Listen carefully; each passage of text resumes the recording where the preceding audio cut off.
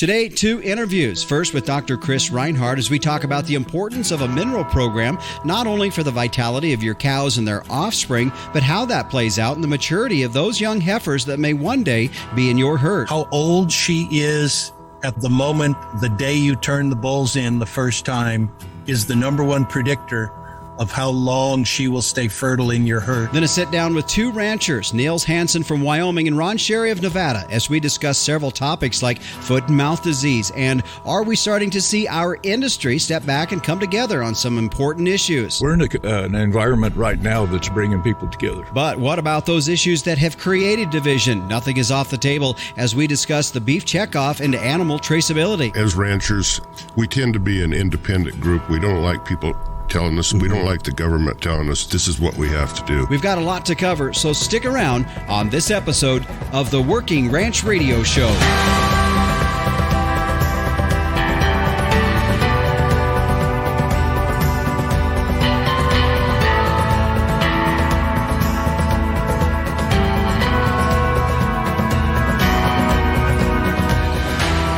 And this is the Working Ranch Radio Show. I'm Justin Mills. We are glad to have you joining us on our program today.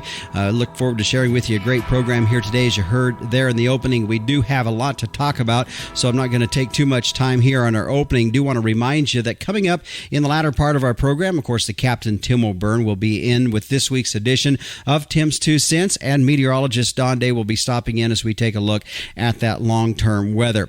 Now to introduce our first guest, as you heard there in the opening, Dr. Chris Reinhart, who is a beef cattle technical services nutritionist with Zenpro. And Dr. Reinhart, glad to have you joining us here today on the Working Ranch Radio Show. Thank you, Justin. I've been looking forward to this for a while. Well, Dr. Reinhart, I know you have a lot of years working and being in the cattle business yourself, and know that for a lot of us, when we get into this time, we start to really analyze the nutritional needs and the health of our cattle. Not that other times aren't important, but we know for these cows that are carrying calves, for some folks, you're in that 3rd trimester area. For others, maybe you're a little ways out before we get to that. But nevertheless, it is a time where we really need to be analyzing the health of our herd. You couldn't be more right, Justin. A lot of her nutrition, we're going to have to deliver by hand in a lot of parts of the country this time of year. And also, in the last couple of years, we've uncovered, I'll call them kind of some tip of the iceberg type sleeping problems in our cow herd, particularly from a standpoint of undernutrition of various nutrients. And so it's really important that you get with your nutrition professional, your veterinarian, this time of year. The timing is perfect. Get on top of all of her nutrient needs, whether that be energy, protein, but also the trace mineral aspect and vitamins as well. Mm-hmm. I want to come back in a bit. I'm going to come back to what you just said about some of the sleeping problems because, and we may be able to answer that in the next question here, but a lot of times, I think in years past, there's been a mindset that when we look at a nutrition, at a mineral program, that it's only applicable for certain times of the year. And we've definitely seen a little bit more research and a lot more study out there showing that it's just not a certain quarter of the year that you look at a mineral program. It is something that has some validity for a year-round type program. Let's talk about that a little bit. Yeah, for the producer who really want to optimize their genetics that they've invested in, and we all understand that the cost of good genetics have done nothing but increase recent times, but also the value of one more calf. What's the value of one more calf at weaning time? Unprecedented high markets right now. And so to leave anything on the table right now is really hurting our opportunity for profitability. But then back to the genetic side, to set up the cow herd for short-term and long-term success, we've got to start, I guess I always go back to the analogy of big rocks, little rocks, and sand, right? Mm-hmm. And as we're trying to really optimize fertility of the cow, fertility of the heifer, and fertility of the bulls, we've got to really go through our nutrition program with a fine-tooth comb. And for the producer who wants to get the most out of their cow herd and retain those high-value, best genetic females, Zenpro Avela 4 is really an option they need to look at with their nutrition professional and their veterinarian. Mm-hmm. As you talk about that, we've addressed the fact this time of the year where a lot of the feed is coming maybe manually fed. For some folks, maybe for other folks, it's still they're out grazing, but it's on a poor nutrition type of, maybe it's just standing grass or whatever that may be. Nevertheless, we are looking at down the road. At some point, these cows are going to be calving. For some folks, they're in third trimester. For other folks, it's a ways out, and really need to be looking at that. You talked a little bit about, good healthy calf, and it's going to start basically. We've got to get that cow on a good nutritional plane to where she's got something to pass on to that calf. That's exactly right. We've got to be thinking of that calf this time of year, like you said, whether they're early or late spring calvers. While that calf is still inside his mother is the optimum time to start thinking about the ultimate health of that calf for two reasons. Number one is the cow is very good at passing nutrition to the calf while it's still gestating. But then number two, we've got to set that cow up, and especially the heifer portion of our herd, to make the best possible and the most possible colostrum and the best quality colostrum that we possibly can, because we all know once that calf hits the ground, colostrum is the primary source of immunity for that calf for a number of weeks and months after it is born. And so the only way to do that is by taking optimum care of the cow and the heifer right now. Mm-hmm. Yeah, that's a good point. One of the things that's interesting, and I'm going to kind of jump a little bit away from nutrition, but I think we can come back to that a little bit with this as you answer this, is that our cattle industry right now, we're seeing the smallest herd that we've seen in years, and the growth in that herd rebuilding is extremely slow. And it's really a time where there's going to be a lot of focus on our females in addition to our bulls out there. But if there's ever a time to be really looking at, and you addressed it a bit ago, longevity in our cows, getting one more calf, boy, this is the time. Yeah, it's actually an exciting time. I have been doing this a long time, several decades, and it's an exciting time for the rancher for a change.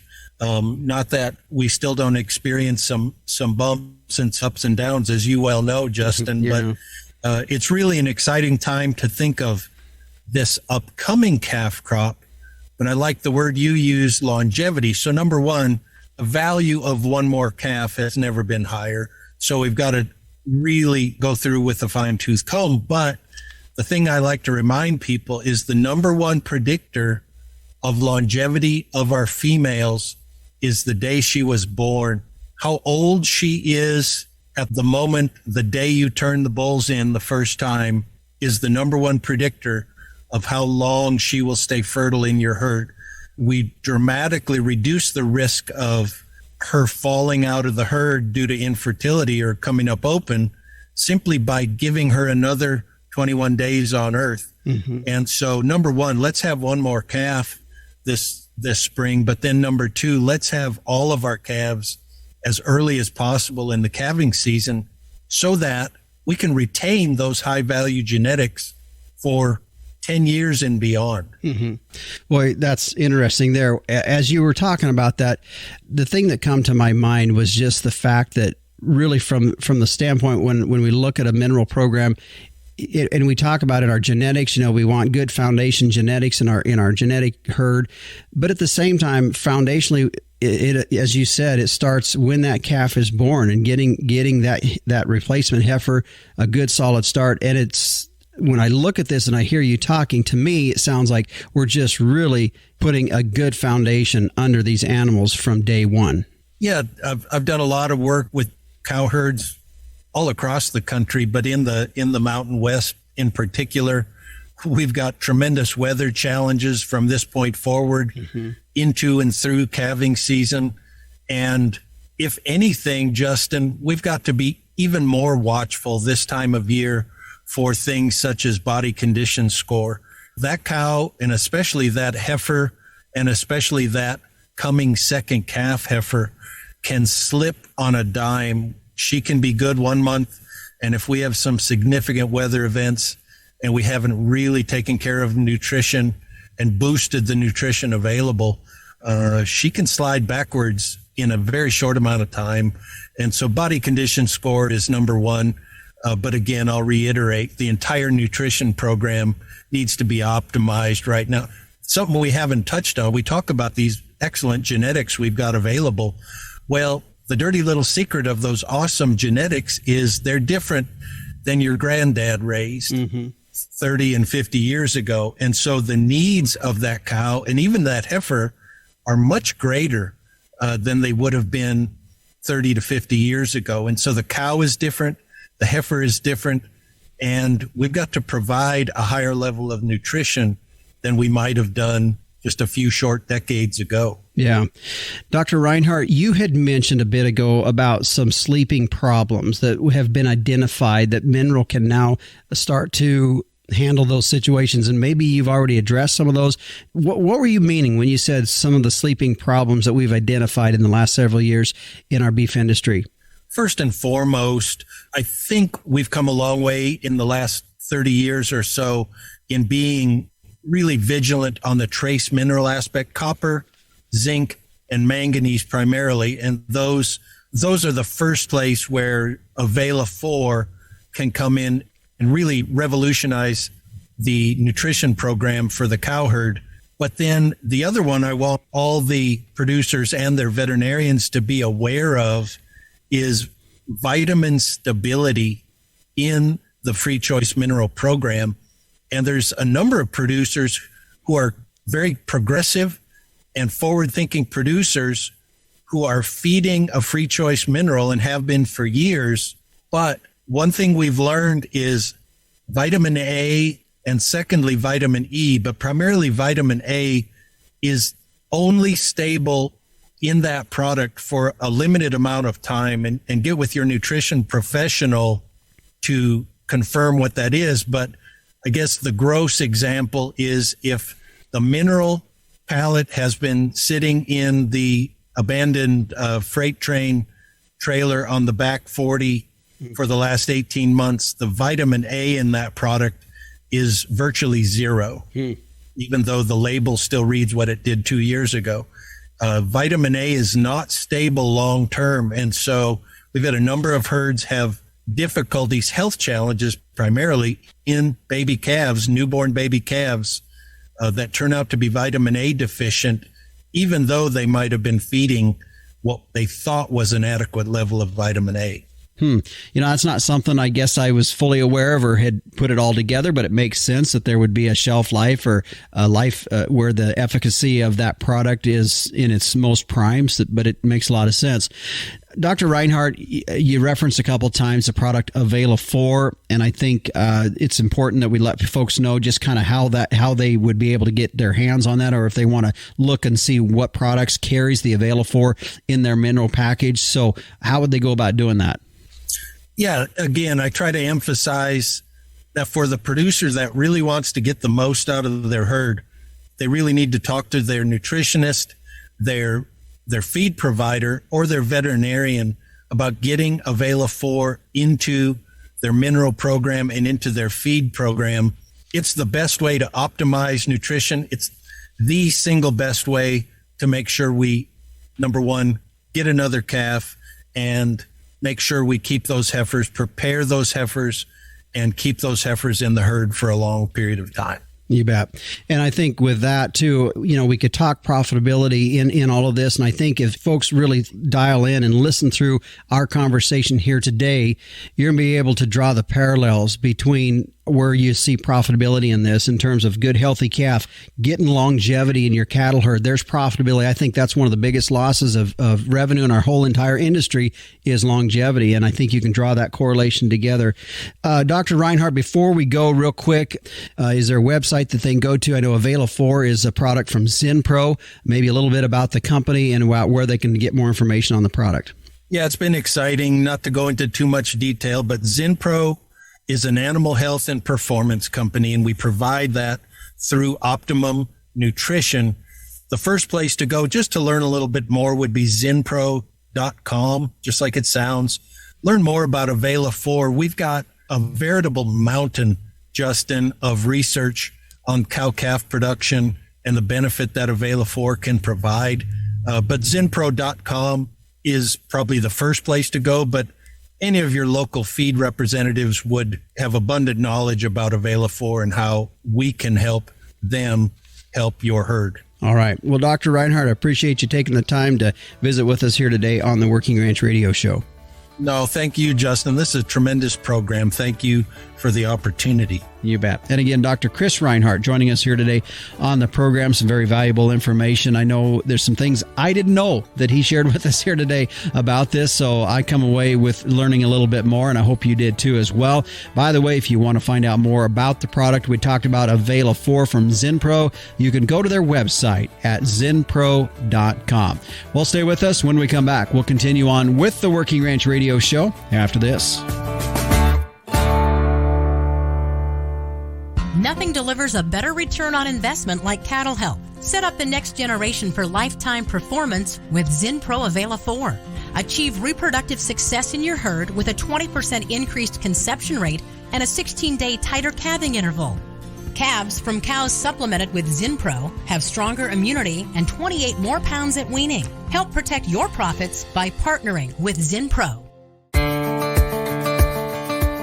And welcome back. This is the Working Ranch Radio Show. As we change gears just a little bit, head now into our main interview here today. And really, this is coming on the heels as I'm sitting down at the table with a couple gentlemen that I'll introduce here in just a moment, as we are just going to sit down and have basically a roundtable type discussion on some of the topics that were talked about here at the Wyoming Stock Growers Association's convention. And as you're listening to this, and I know you're more than likely, you're probably from another state than Wyoming, you're thinking, well, are they going to talk about anything that is relevant to what we do here in our state? And I'm just going to say, yeah, we will, because many of the topics that we talked about here at the Wyoming Stock Growers Association's convention are extremely relevant to anybody in the ranching industry. And I think that was really, from my standpoint, is just to sit down with a couple gentlemen that do ranch, one from Wyoming, one from Nevada, coincidentally, and we're just going to kind of have a roundtable discussion on some of those topics. So first of all, to introduce my guest joining us here today on the Working Ranch Radio Show,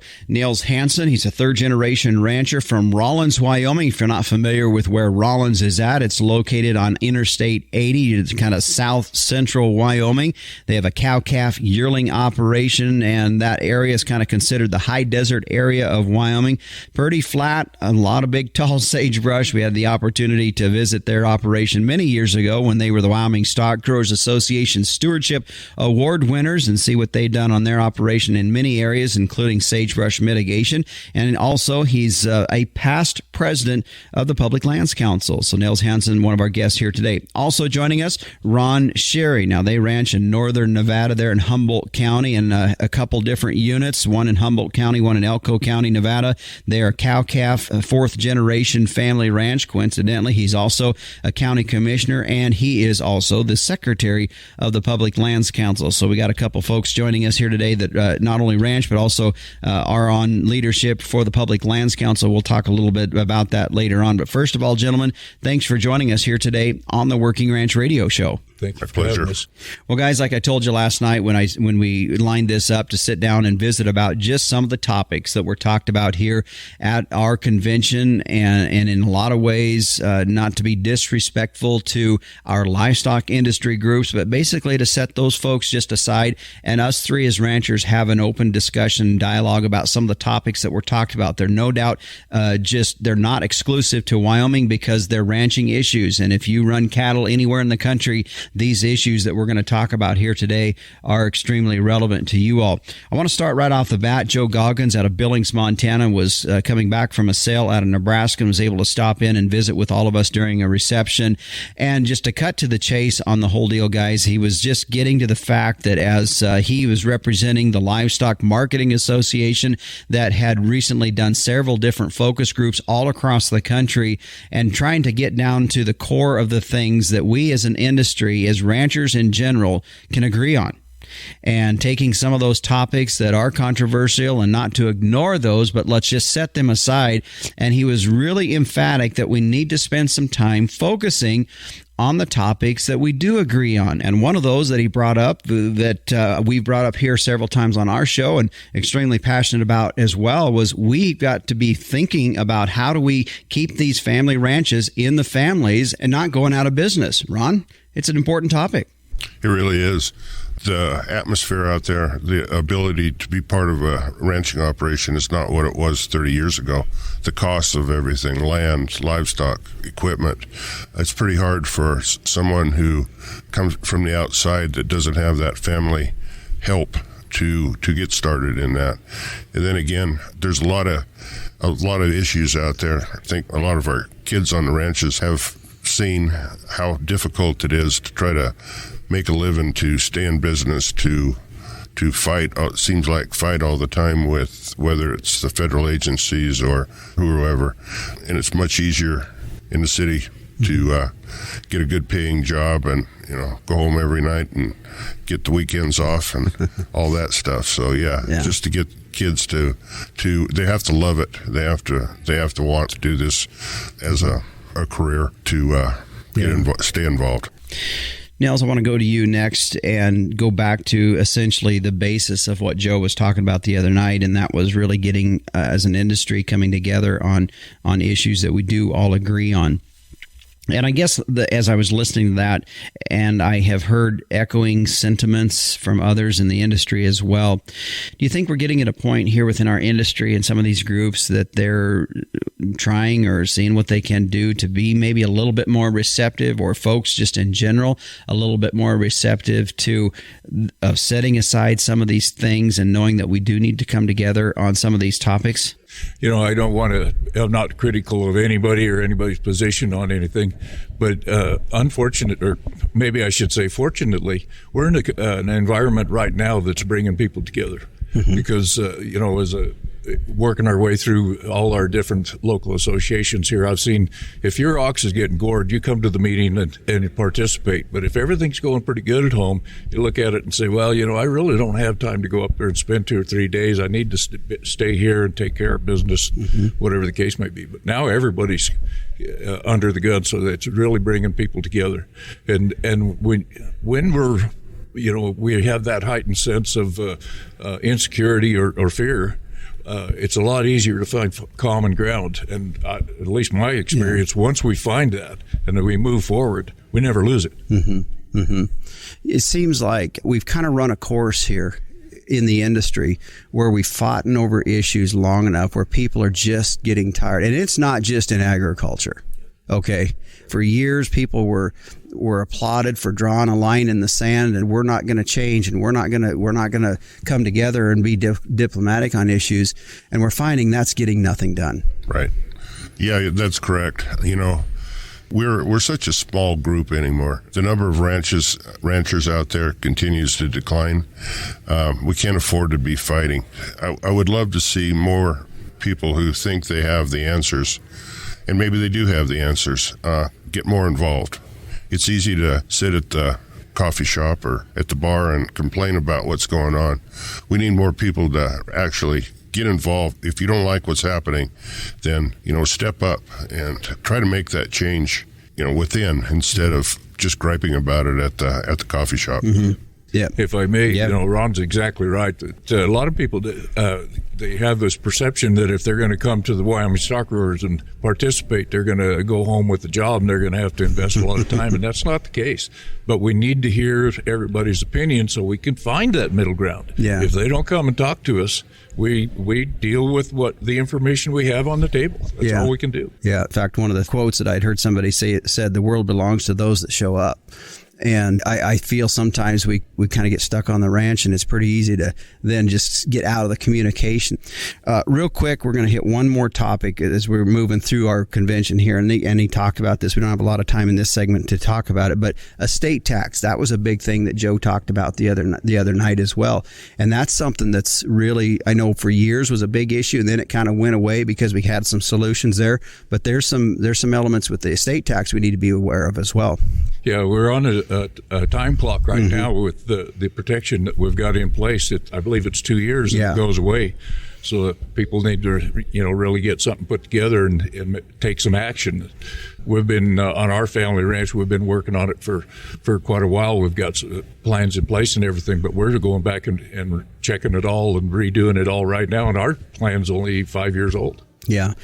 Well, we're going to take a break here. My guest today, Niels Hansen. He's a third-generation rancher out of Rawlins, Wyoming. A very cool and interesting family story about Niels and the fact that you're as close to an immigrant family as I know, with your family ranch coming out of Denmark. Yeah, out of Denmark. Third-generation ranch, and my sister and I are first-generation born American. There you go. So that's an interesting story. Also joining us, Ron Cerri out of Nevada, fourth-generation family ranch, cow-calf unit, a couple of units that they run down in Nevada. We're going to continue on with them when we come back here on the Working Ranch Radio Show. There are lots of nutrition tubs out there, but none can match the true blue commitment of Vitalix. Our tubs offer you the most concentrated nutrition at the lowest cost per day. That means more profit for your operation and improved performance for your cow herd.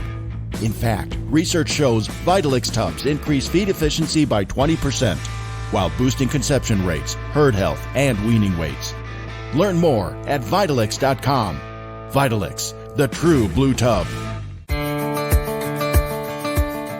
Welcome back to the Working Ranch Radio Show. I'm Justin Mills, as I'm joined here at the table with a couple other fellow ranchers as we are just basically rehashing and discussing some of the topics and the issues that were brought up at the recently held Wyoming Stock Growers Association's convention. Not really issues that are tied only to Wyoming. They're really pertaining to anybody in the beef and the ranching cattle industry. Niels Hansen, who's a third-generation rancher out of Rawlins, Wyoming, that's in southern Wyoming, is a cow-calf yearling operation, and also Ron Cerri, who ranches up in northern Nevada. They're a fourth-generation family ranch, a cow-calf operation running on a couple units there in Humboldt County and in Elko County, Nevada as well. Guys, as we move to one of the other speakers that was on hand, of course, was Colin Woodall, who's the CEO for the National Cattlemen's Beef Association, and there were a lot of different things he touched on there, but to outline some of the key things, of course, right off the bat, there's concern not only by their organization, but by many of the industry organizations on getting a farm bill passed. We know, as they've said, that if something does not happen in the first quarter of next year, that the ability or the chances of it happening in 2024 start to go down dramatically due to the fact that it is going to be an election year. So that was definitely a high priority. But in addition to that, there are other things. One of the things right off the bat, I think for a lot of us that have some concern, is foot and mouth disease. Now, when we talk about foot and mouth disease, there's a lot of different side topics that go along with that. One of the things that he outlined specifically was getting that vaccine bank built up, understanding and knowing that if foot and mouth disease ever hits the country, it's going to be extremely detrimental to our U.S. cattle herd, or the North American cattle herd for that matter. And there's some elements of that all coming into play, which leads to the other discussion that happens that has some consternation with our own industry, which is traceability. And Niels, regardless of where we're at or where you believe on some of the side issues within the issue of foot and mouth disease and traceability, it is something that we really need to be coming up with a conscious plan on. Absolutely. Yeah, that's huge. And by just sheer luck, there was a group that did a study right down Interstate 80, where a large part of our operation is, and they calculated how quickly foot and mouth could spread down the interstate system. If we had one instance, something got thrown across the fence and into our livestock. It is mind-boggling. It's terrifying to see how fast it spread through and just wipe us and all our neighbors out. Yeah. Well, and with that, I want to be balanced a bit in this, but there is some realness to this, and I just want to have that discussion real quick, Ron. And from a standpoint of just let's lay the affiliations to the side, and let's as ranchers have that discussion amongst ourselves about traceability and the issue of foot and mouth disease. Well, on traceability, as ranchers, we tend to be an independent group. We don't like people telling us, we don't like the government telling us this is what we have to do. On a personal side of this, I've been individually IDing using electronic ear tags now for better than 20 years on our operation, because it's a marketing tool for me. We've got to understand this is what the public wants. They want to make sure that their food is safe. They want to know where it comes from, and we can either fight that or we can join. I still have problems with the government mandating it, but I think that the public acceptance for this is what the public wants. The marketplace is going to drive this. I think that you're going to receive more for the calves you can sell, or the cows, because they are individually traceable. A lot of my beef goes to Walmart. If you want to sell cattle to Walmart, you have to individually ID. If I don't want to, well, then I take Walmart out of that equation. Mm-hmm. Yeah, and you hit a good point there, and that was something that Colin mentioned, that they were in favor of traceability, not mandatory, but voluntary, and looking at it as some element of an insurance plan. And what made me in my head think about this was, we've got a lot of companies here in the trade show area, and anybody that goes to any of the national shows are going to see they're selling livestock risk protection programs, and that's kind of a big push right now, and there's really a lot of value in those things to us as ranchers, and we're willing to do that. But then we're balking a little bit at animal traceability and putting these tags in our cattle. And you're right, Niels, when you said how fast that could move down an interstate or down a highway.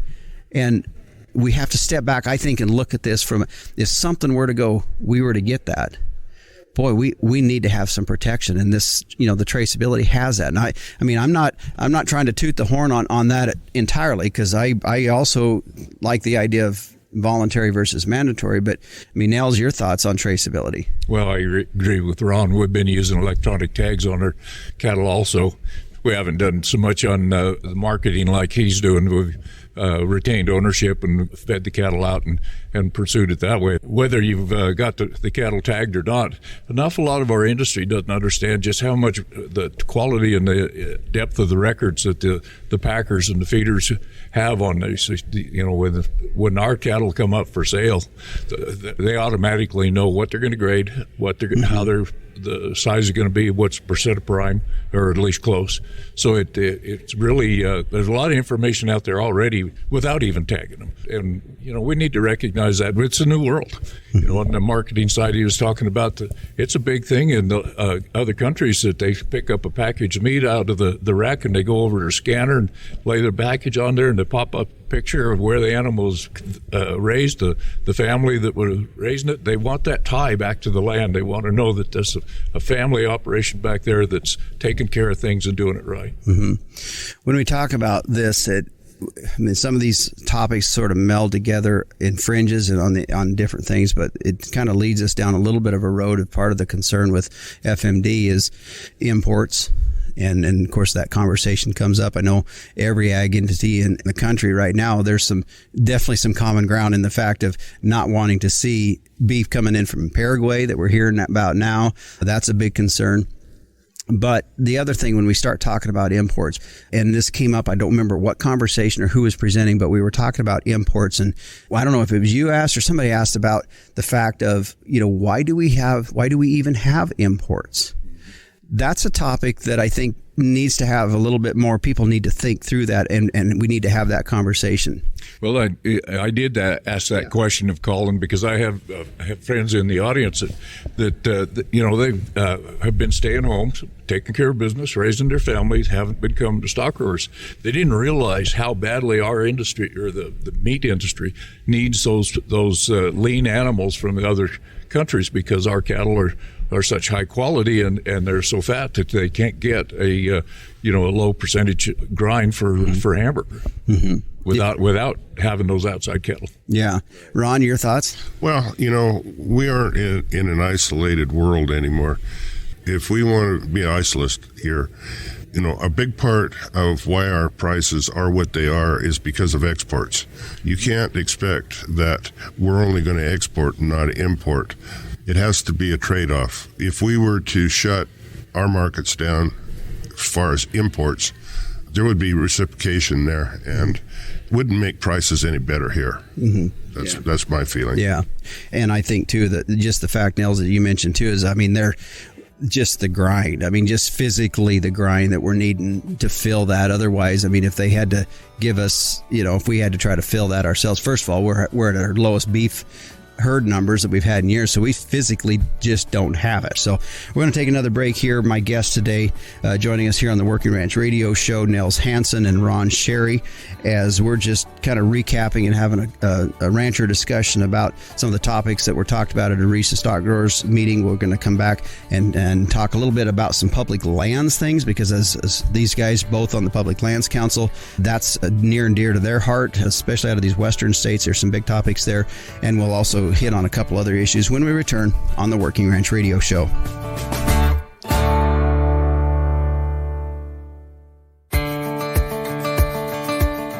Welcome back to the Working Ranch Radio Show. My guest, as we're just sitting down here, sort of a roundtable type discussion with a couple other fellow ranchers, Niels Hansen out of Rawlins, Wyoming, which is southern Wyoming, and Ron Cerri out of northern Nevada. And guys, we earlier mentioned Joe Goggins was one of the speakers here at the conference, and one of the things as they were working on behalf of the LMA Association to dial in and dial down on some topics that were important to their organization, things like really us as an industry having to come together on issues, things like in the Endangered Species Act, the estate tax, borrowing ability, is just some of the things that he mentioned. But one of the things he said is that we threw some of the controversial topics off the table, things like the beef checkoff, country of origin labeling, and traceability. So he's not here. So we're going to jump back into this topic of the beef checkoff. And I know that there's been in the industry, elements of that has created some frustration. At the same time, it's also went before litigation and come out and still functioning out there. As we move ahead, there is, as they talked about, there's the OFF Act, and that stands for Opportunities for Fairness in Farming, and introduced by Senator Cory Booker. Also, Senator Mike Lee out of Utah, who's a Western senator, is part of that too. Ron, tell me your thoughts a little bit. You're asking me what my thoughts are on the beef checkoff? Is that right? Okay. Well, checkoff's probably been going on now probably 40 years or so. And from its very beginning, it's been controversial. It's always been my feeling that every industry has to promote its product, and that the checkoff deal is something that we need to continue. It's been $1 for 40 years as well. Is that enough? Sometimes I ask myself, everything else has gone up. Why hasn't the checkoff gone up? And I think we have to be prepared. I know a lot of the controversy is in how it's administered and who administers that. I mean, that's good debate. I mean, I think that keeps us honest, keeps everyone honest. Colin told us that they're not the only contractor out there that manages the checkoff program. There's something like 16, I believe he says, contractors out there. A lot of times the side that says that, NCBA is profiting off of this really doesn't understand the program and how it's administered. So it'll continue to be debated, and there'll be people that don't like it. Yeah. Niels, I want to go to you about this OFF Act that's being introduced, because really it's doing nothing as far as eliminating the checkoff, but it's about the part of it is trying to bring what they feel is more transparency to it. And the issue a little bit was there's already that transparency there to some extent, but there's a couple ag groups that are for this, and probably several of them that aren't. But so we've got two people within the industry, that some in favor of this and some against it. Yeah, it's a subject that have got more tentacles than an octopus. Yeah, for sure. It reaches out in various ways all over. Senator Booker, he's a diehard vegan. He really wants to do a lot to help the meat industry. Yeah. But he claims he's trying to help the small farmer and rancher. I've been in D.C. testifying when he was questioning us about that kind of stuff. But he's grabbing a topic that's emotional, and then he's capitalizing on it. Now, why Senator Lee's involved, I haven't been privy to any conversation to get what his thinking is on that.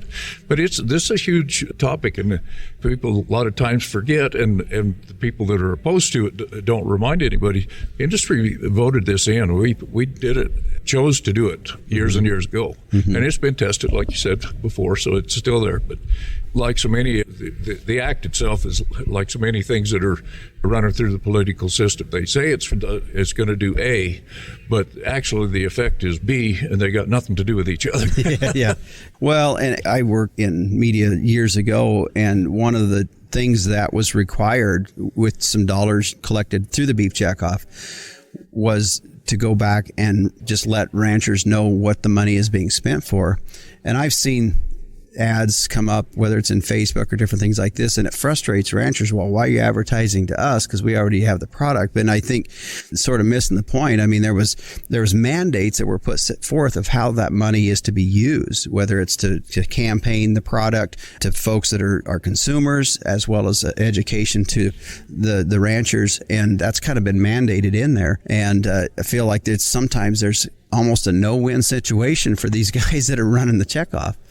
And I've heard just the opposite also. You know, we hear it all. Yeah. If you when you're out and going around and going to meetings like the three of us have been to, I've been there and said, well, I never see an ad. Where's that money going? Yeah. Well, no, they're not running ads in Rawlins, Wyoming. They're running in New York City, where it'll do some good. Yeah. You know, and we just forget that sometimes. Yeah. We get caught up in the emotion and don't look at the big picture. Boy, just that topic, you could get caught up in the emotion and not looking at the fact or the issue as a whole. I think we could throw that saying on about anything we've discussed here today. All right, you guys are both very heavily involved in the Public Lands Council, and so I want to spend the rest of our interview talking just a little bit about that. We don't have a lot of time, but we both all three of us just walked out of a meeting where we were listening to a legislator out of southwestern Wyoming on concerns over the Rock Springs RMP, and I know for folks listening, we had a lot of folks listen that are in states that don't have public lands and probably don't understand this situation. But as we were talking before we went on air, it's important that even though you're in a state that doesn't have public lands, probably listen, kind of tune in what's going on, because this stuff is coming from Washington, D.C. Yes. This is coming from Washington, D.C. Yeah, you're out of Nevada, a gob of public land out of Nevada. We're in Wyoming. There's a gob, especially in your part of the country, there's a gob of land checkerboarded all through there of public lands. So as we come away from that, just your quick thoughts, and I'll go to each of you on this, about these issues right now and on how we're going to handle these public lands, this one specifically on BLM. Yeah, there's so much of what the government does in the so-called managing federal lands that crosses the border, and it has a huge effect on private property. That map that we were just looking at for the transportation plan pointed out, right up the center of that, where there's going to be no access. There's not going to be any vehicles out there. If you can drive out, but you can only be there for an hour and you have to leave again.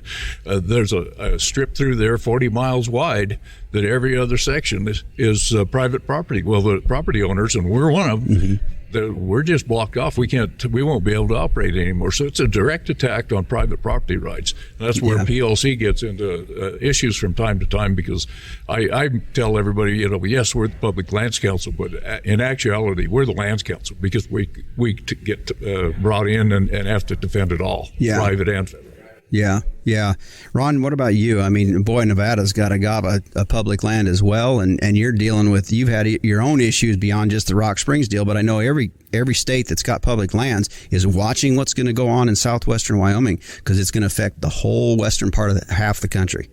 Yeah, Nevada is 87% federally owned. So as ranchers there, our operations are tied to our federal lands. There wouldn't be a viable ranching operation in Nevada if they couldn't use our federal lands.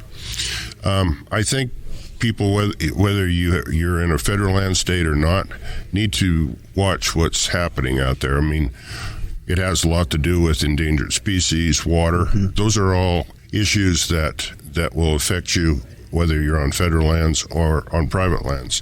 What comes down in the West in regards to the federal government telling us what roads we can use, how we can use the water that we believe, the states manage the water, and we have to make sure that the federal government recognizes that, and that those waters are actually personal property of ours, even if it's on federal land.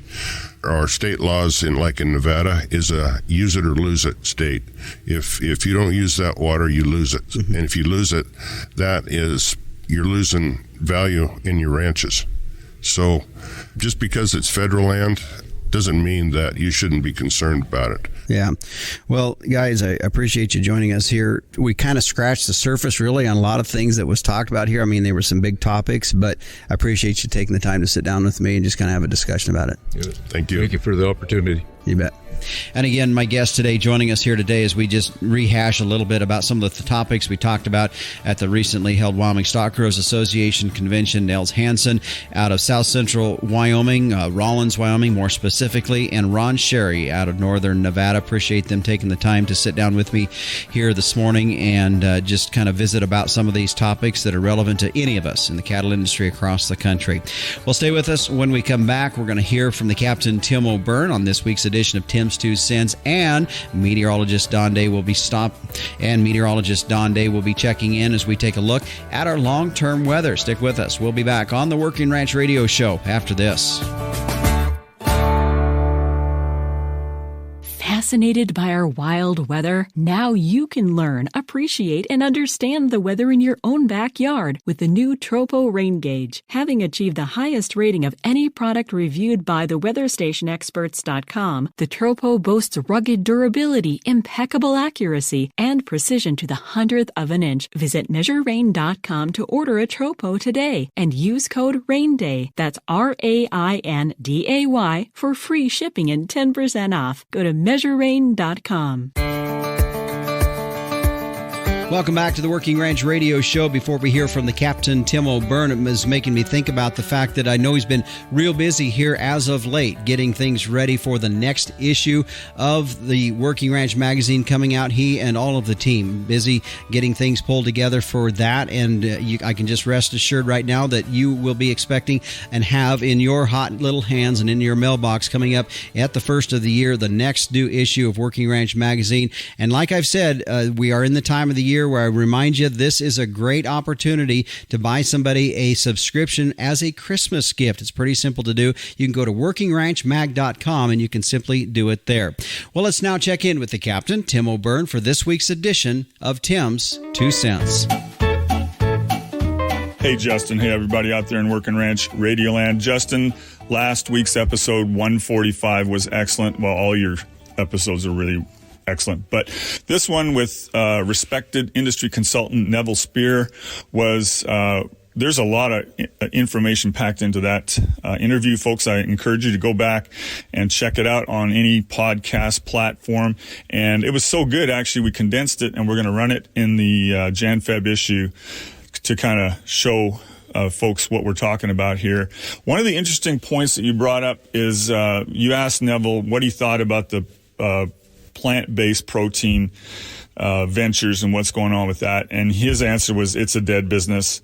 And I can tell you folks, and you know that I've been watching, I watched the meat case here. We're living in a very large urban center, Southern Nevada. Christine and I went to the Kroger's here the other day, and they are doing a big refit of this mega box store that we go to. And I've been watching and reporting on the diminishing of the meat alternative section of the meat case over the last 4 years has gone from 58 inches all the way down to nothing. And so they're refitting this store. I went in and looked with a fine-tooth comb to see if there was any plant-based protein section in the new meat case, and there is none in that particular Kroger store. So that is good information to know. And back to you in the booth, Justin. All right, thanks, Captain. And I was kind of chuckling a little bit, recalling something that happened this past week during the Wyoming Stock Growers Association's convention. One of the speakers had asked everybody in the crowd if they had tried a plant-based burger or piece of meat. And, of course, he said, even if you did, you probably wouldn't. This wasn't the crowd you were going to raise your hand in. Nevertheless, I don't think really in that crowd there had been any takers on that. And I think that's the story worldwide, not just with ranchers, as we well know, but just the general consumer. when it comes to plant-based beef products. Well, let's switch gears now and check in with meteorologist Don Day, who's standing by with a look at our long-term weather. And Don, you and I were joking before we went on air how as we look ahead into this coming week and the next couple of weeks here in the month of December, what this weather is going to look like. It's just kind of this, just let's wait and see how this is going to play out. We do know there's a lot of cold building up, clear up in the North Pole, I guess, if we're talking Christmas terms this time of the year. And at some point, it's going to have to break free. And in the meantime, we're just kind of sitting here waiting. Yeah, I tell you, there's a lot going on in the Northern Hemisphere. You mentioned the cold. Over the past week, we've had temperatures between 50 and 60 degrees Fahrenheit, below zero in parts of Siberia. And there's been a large cold air outbreak in the last couple of weeks across a lot of Europe. And that now has shifted a little bit more east into Russia, parts of Northern Asia. And it's a lot of cold air, but it's on the other side of the globe. So that's one reason why, relatively speaking, it really has been fairly mild for this time of year across a lot of the 48 states. Then we're also looking at El Nino still going on out in the Pacific. That's adding warmer, more mild air into the lower 48 states at times. But also, it's kind of like gas and matches because we've got matches up with that cold air in the northern latitudes on the other side of the globe. And we've got this El Nino, which is kind of like gas. And so we're a little concerned because when you put those two together, that could cause a wide variety of weather. So we're watching those two phenomenon and seeing how they interact. And how they interact is something that I think our weather modeling tools are kind of having difficulty with. Trying to nail down a forecast past 3 or 4 days right now is very, very difficult. Yeah. Well, and as we look at what it's already done, it's really pushed a lot of moisture west of the Continental Divide. Now, this last week, we did see a little bit, some storm come on the west or on the east side of the divide and in through the northern plains just a little bit. But for the most part, the west half of the country has really seen a lot of weather, more specifically the Northwest.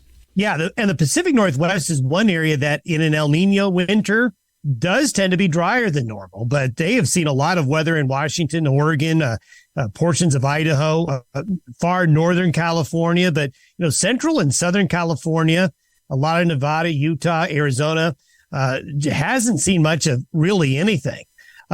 Northern Plains as well hasn't seen anything real significant, although we have seen some winter weather here recently over the last few days going to those areas. One part of the U.S. that's been wet and will continue to be wet is part of the southern plains in the southeastern United States. And we are keeping an eye on a potential storm situation that may bring rain and snow to parts of New Mexico, Texas, maybe southern Colorado, Kansas, Oklahoma. So we're seeing activity that you associate with El Nino, which is a wet pattern in the south and southeast. That's developing. But the wet weather that you usually get in central and southern California and parts of the southwestern United States hasn't kicked into gear yet. But this is a different El Nino. It's not going by the usual El Nino rules, and I don't think they will. So this is kind of one of these situations where, hey, here, hold my beer. Let's see what happens. Yeah. All right. Well, Don, appreciate you checking in with us on a look at our long-term weather. Sounds good. And again, you can catch meteorologist Don Day each and every morning on his daily video podcast at dayweather.com. By the way, while you're at his website, maybe check out some of the things he has for sale. If you have somebody in your life that's kind of a weather enthusiast, well, there's some things on the website that might make some good Christmas presents. Check it out at dayweather.com. Stay with us. We're going to take a break. And when we come back, I'll tell you what's in store for next week's edition of the Working Ranch Radio Show.